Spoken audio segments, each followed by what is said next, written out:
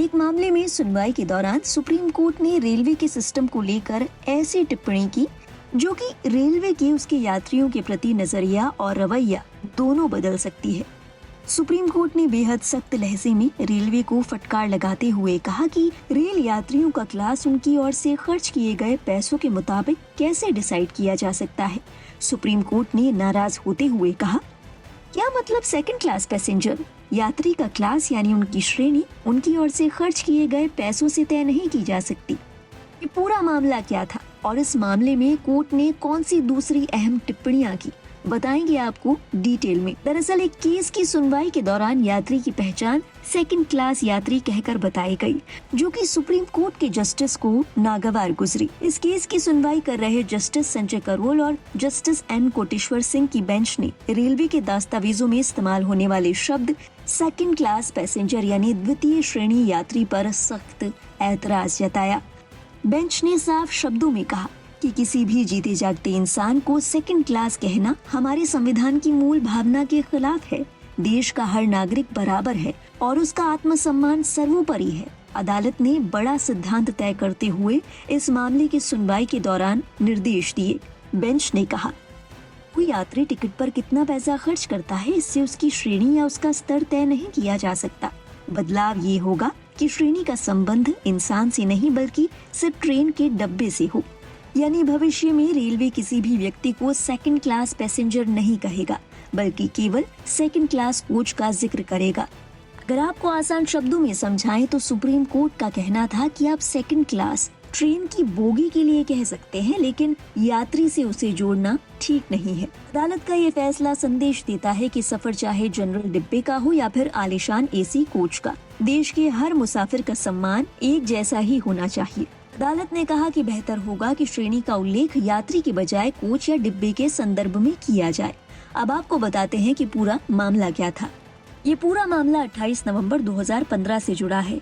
चंद्रकांत ठक्कर नाम के शख्स रायपुर से अहमदाबाद जाने के लिए ट्रेन संख्या 12839 अहमदाबाद हावड़ा मेल में यात्रा कर रहे थे। टेंगाम स्टेशन के पास चलती ट्रेन के गिरने से उनकी मौके पर मौत हो गई थी।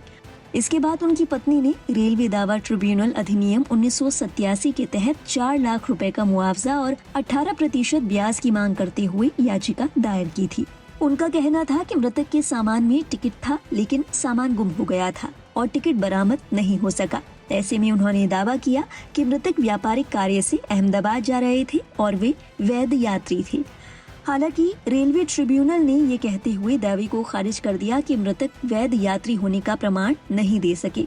मामले में ट्रिब्यूनल ने माना कि ये घटना रेलवे अधिनियम के तहत अप्रिय घटना की श्रेणी में आती है, लेकिन यात्री की पात्रता साबित नहीं होने के कारण मुआवजा नहीं दिया जा सकता।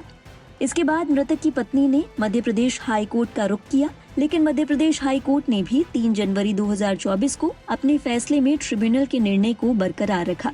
हाई कोर्ट ने कहा, मृतक के पास सामान की बरामदगी नहीं हुई और यात्रा से जुड़े दस्तावेज उपलब्ध नहीं थे। पत्नी के बयान और याचिका में यात्रा की तारीख को लेकर अंतर था। पत्नी के पूछताछ में 26 नवंबर को यात्रा शुरू होने की बात कही गई थी, जबकि याचिका में 28 नवंबर की तारीख दर्ज थी। ये क्लेम को हाईकोर्ट की ओर से जब खारिज किया गया तो पत्नी ने दोनों फैसलों को चुनौती देते हुए सुप्रीम कोर्ट में अपील दायर की थी। इसके बाद सुप्रीम कोर्ट ने कहा कि मृतक के पास टिकट यात्रा नहीं मिलने के आधार पर उसे गैर टिकट यात्री नहीं माना जा सकता। कोर्ट ने अपने फैसले में पहले न्यायिक फैसलों का हवाला दिया। सुप्रीम कोर्ट ने कहा, मृतक की पत्नी ने अपने हलफनामे में स्पष्ट रूप से बताया था कि उनके पति के पास वैध टिकट था, लेकिन दुर्घटना के दौरान उनका बैग गुम हो गया था जिसमें टिकट रखा हुआ था। इस बात का कोई विवाद नहीं है कि मृतक ट्रेन में यात्रा कर रहे थे और उनकी मौत रेलवे की अप्रिय घटना के कारण हुई। मृतक यात्री के पास टिकट बरामद न होना अपने आप में उसे वैध यात्री के दर्जे से वंचित नहीं करता। दावे की प्रारंभिक पुष्टि के लिए पत्नी का हलफनामा पर्याप्त है। सुप्रीम कोर्ट ने रेलवे को सख्त आदेश देते हुए कहा, यदि टिकट जांच की निर्धारित प्रक्रिया का पालन किया गया होता तो ये रिकॉर्ड उपलब्ध होता कि यात्री का टिकट जांचा गया था और विवाद की स्थिति पैदा ही नहीं होती। बता दें, इस मामले को लेकर सुप्रीम कोर्ट ने पत्नी को 8 लाख रुपए मुआवजा देने के निर्देश दिए हैं। सुप्रीम कोर्ट ने कहा क्योंकि ये मामला लंबे समय तक चला है इसलिए इसमें ब्याज भी दिया जाएगा। इस मामले में सुप्रीम कोर्ट ने एक नहीं बल्कि 2 अहम टिप्पणियां की। पहली टिप्पणी हर आम यात्री के लिए है। माना जा रहा है कि कोर्ट की इस टिप्पणी से रेलवे का उसके पैसेंजर्स के प्रति नजरिया बदल सकता है। सुप्रीम कोर्ट की ओर से की गई दूसरी टिप्पणी भी बाकी मामलों के लिए नजीर साबित हो सकती है। सुप्रीम कोर्ट के इस फैसले को लेकर आपके जहन में क्या ख्याल आया? अपने विचार हमारे साथ साझा कीजिएगा कमेंट सेक्शन में। आगे की बात आपसे वहीं करेंगे। देश और दुनिया की बाकी अहम खबरों के लिए आप देखते रहिए लाइव हिंदुस्तान।